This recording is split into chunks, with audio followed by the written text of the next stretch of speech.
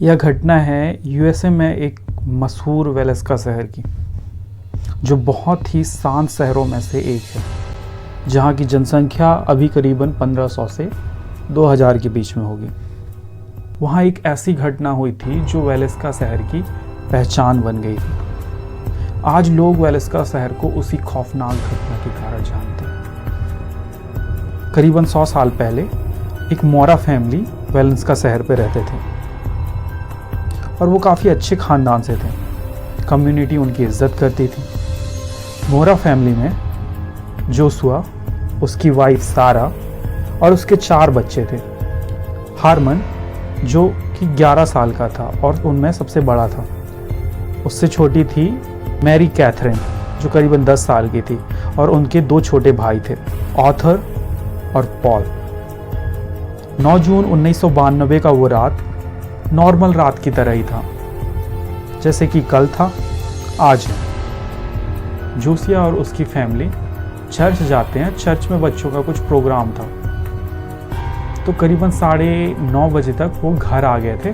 Catherine अपने 2 दोस्त Leena stringer और इना स्ट्रिंगर को अपने साथ ले आती है। वो खाना खाते हैं, एंजॉय करते हैं और फिर सोने चले जाते हैं। पूरे वेलेस्का शहर के लिए वो एक आम रात थी। जब पूरा वेलेस्का शहर सो रहा था, तब मूरा फैमिली के साथ कुछ ऐसा होता है जो बहुत ही खौफनाक था। वो इतना खौफनाक था कि 100 साल बाद भी वेलेस्का शहर को उसी घटना के कारण जाना जाता है। पर उस रात किसी को कुछ पता नहीं था। जब सुबह हुई करीबन 5 बजे, मैरी जो उनके घर के सामने ही रहती थी, वो अपने कपड़े धोकर सुखा रही थी और अपने छोटे मोटे घर के काम कर रही थी। 7 बजे वो नोटिस करती है कि मूरा फैमिली के घर का दरवाज़ा खुला ही नहीं। नॉर्मली दिनों में उनके हस्बैंड ऑफिस जाने लगते थे और उसकी वाइफ किचन में खाना वगैरह बनाती थी और उनके बच्चे इधर उधर खेलते रहते थे, तो उनके घर में चहल पहल था। लेकिन उस दिन उनका दरवाज़ा ही नहीं खुला, तो वह चेक करने जाती है उस घर में और नॉक करती है और आवाज़ लगाती है। तो काफ़ी देर तक आवाज़ ना आने पर वह लॉक को खोलने की कोशिश करती है, लेकिन दरवाज़ा अंदर से बंद था। कांच की खिड़कियां थी और उसमें पर्दे भी लगे हुए थे, तो वह अंदर भी नहीं देख पा रही थी। उसी शहर में जोसिया का भाई रोस रहता था, तो वह उनको कॉल करती है और इस घटना के बारे में बताती है कि जब रोस आता है तो अपने साथ एक दूसरी चाबी भी लेकर आता है। काफ़ी आवाज़ वो भी लगाता है, लेकिन अंदर से कोई आवाज़ नहीं आती है, तो चाबी से दरवाज़ा खोल के अंदर जाता है। वो महसूस करता है उस घर में काफ़ी सन्नाटा था, एक अजीब सी खामोशी थी, क्योंकि उस घर में सबसे पहला रूम गेस्ट रूम था और उसका दरवाज़ा भी खुला हुआ था। वो उसमें जाता है, वो देखता है खून से लथपथ एक बेडशीट 2 कटे पिटे बच्चे के ऊपर ढका हुआ है। वो ये सब देखकर बहुत ही घबरा जाता है और तुरंत बाहर आ जाता है। वो ये भी नहीं सोचता है कि उसका भाई कैसा है, वो जिंदा भी है कि नहीं। वो फिर पुलिस को कॉल करते हैं और करीबन 8:30 बजे तक पुलिस और उसकी टीम वहाँ पहुँच जाती है। इन्वेस्टिगेशन में पुलिस को नींद की दवाई की बोतल मिली। इसका मतलब जब हत्यारा उन लोगों को बुरी तरीके से मार रहा था, वो सारे के सारे नींद पर थे। सिर्फ एक बच्ची जो कैथरीन की दोस्त थी, वह जाग रही थी, क्योंकि रिपोर्ट से पता चला कि उसकी बॉडी पर खरोंचने के निशान थे।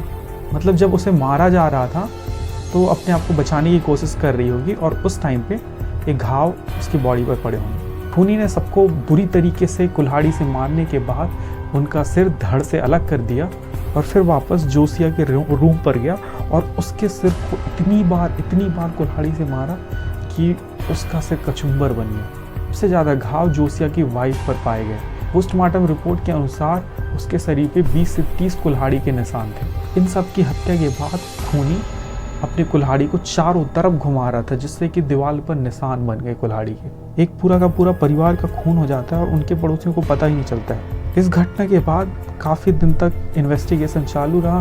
कुछ लोगों पर शक किया गया, लेकिन कोई सबूत ना मिलने के कारण उन्हें छोड़ दिया गया। कुछ दिनों के बाद वो घर हॉन्टेड हो गया। उनके पड़ोसियों ने कंप्लेन करना स्टार्ट कर दिया।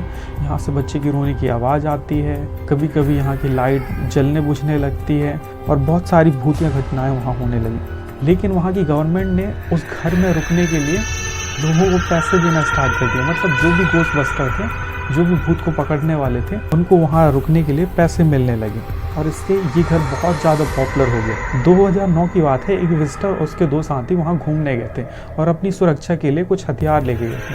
जैसे ही वह अंदर गया और उस बच्ची को बुलाने की कोशिश, अचानक से वो अपना कंट्रोल खो लेता है और अपने चाकू से अपने सीने में छेद करने लगता है, जिससे सब लोग डर गए और उसे तुरंत वहाँ उस घर से बाहर निकाले और उसे हॉस्पिटल ले जाया गया।